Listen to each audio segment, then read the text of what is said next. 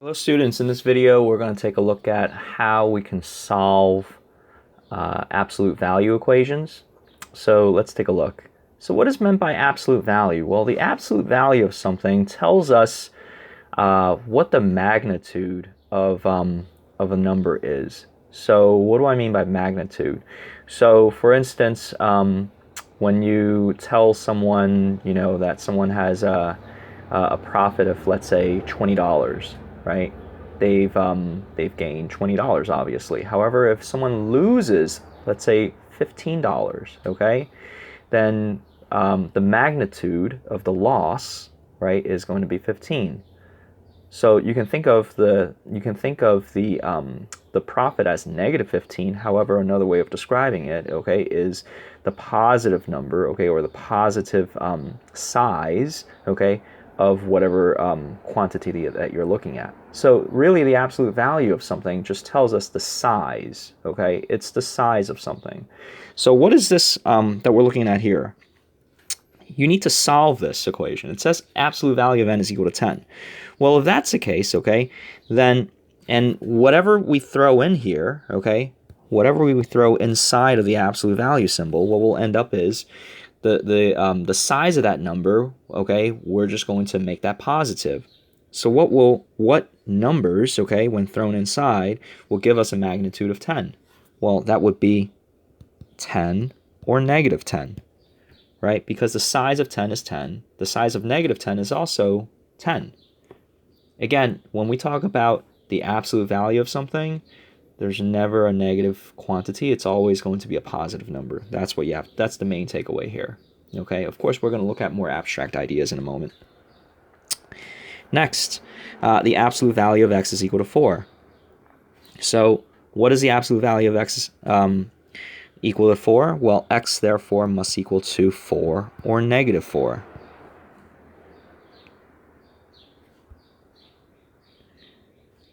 All right, now we have absolute value of y minus 8 is equal to 13. And in here, in this case, the situation's a little more complicated, okay? Because now we have an operation that's taking place inside. So in other words, okay, what we want to do, okay, whatever this thing is, okay, whatever this thing is, it can be either 13 or negative 13, right? Just think about it. Whatever y minus 8 turns out to be, it has to be either positive 13 or negative 13, and that's what we have to do. We're going to take y minus 8, and we're going to solve for y when this is equal to 13, and we're going to do it again for when it's equal to negative 13. So if we do this, we end up with y is equal to 21, because we add 8 to both sides, or when we add 8 to both sides here, we end up with negative 5. So y, therefore, is equal to 21 or negative 5. All right, moving on. So I have absolute value of n plus 5 is equal to 15. Same idea. This quantity on the inside must equal to either 15 or negative 15. So what would that be? That would be n plus 5 equal to 15, or n plus 5 equal to negative 15. If I subtract both sides by 5, I end up with n is equal to 10.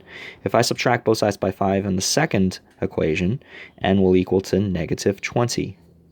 So n, therefore, is equal to positive 10 or negative 20.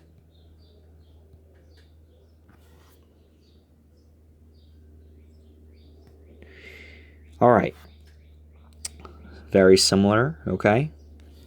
The quantity inside must equal to positive 80 or negative 80. So 8 plus 8n will equal to positive 80. 8 plus 8n will equal to negative 80. Let's subtract 8 from both sides. We get 8n is equal to 72. Divide by 8, we end up with n is equal to 9. We repeat this again for the bottom equation. We end up with 8n is equal to negative 88. Divide by 8, we end up with n is equal to negative 11. So n, therefore, is equal to 9 or negative 11.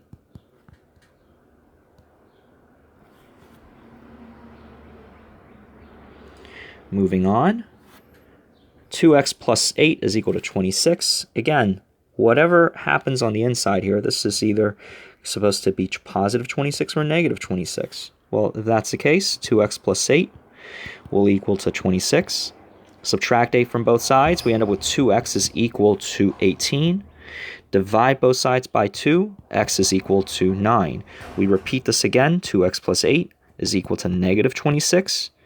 Subtract both sides by 8, 2x is equal to negative 34. Divide by 2, x is equal to negative 17. So I have my x value is 9 or negative 17.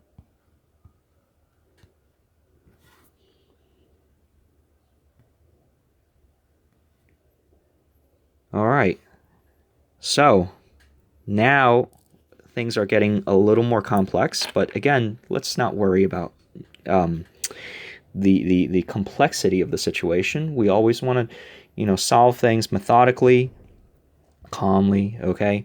So what we've, the main takeaway from the previous like 6 or 7 problems that we've just done, okay, is we are able to solve for the absolute value of a number once the absolute value has been isolated. So that is going to be the same technique that we are going to try to apply. Okay, so what we're going to attempt to do is we're going to try to isolate absolute value of k plus 8 first. All right, so with that said, okay, I'm going to subtract both sides by 9. I end up with negative 6 absolute value k plus 8 is equal to negative 72. And I am going to divide both sides by negative 6. I end up with the absolute value of k plus 8 is equal to positive 12. And now I'm at the stage where I know that k plus 8 is supposed to be positive 12 or negative 12. So therefore, k plus 8 will equal to 12, or k plus 8 is equal to negative 12. If I subtract both sides by 8, I end up with k is equal to 4. If I subtract both sides by 8, I end up with k is equal to negative 20. So therefore, my answer is 4 or negative 20. Do I have to list the positive number first all the time? No. So the next step is, what I'm going to do is, again, I'm going to try to isolate the absolute value. So to do that, I am going to subtract both sides by 9.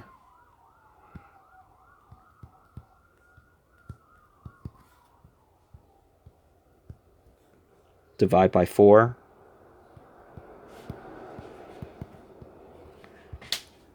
I'm at the stage where I need to solve for the absolute value.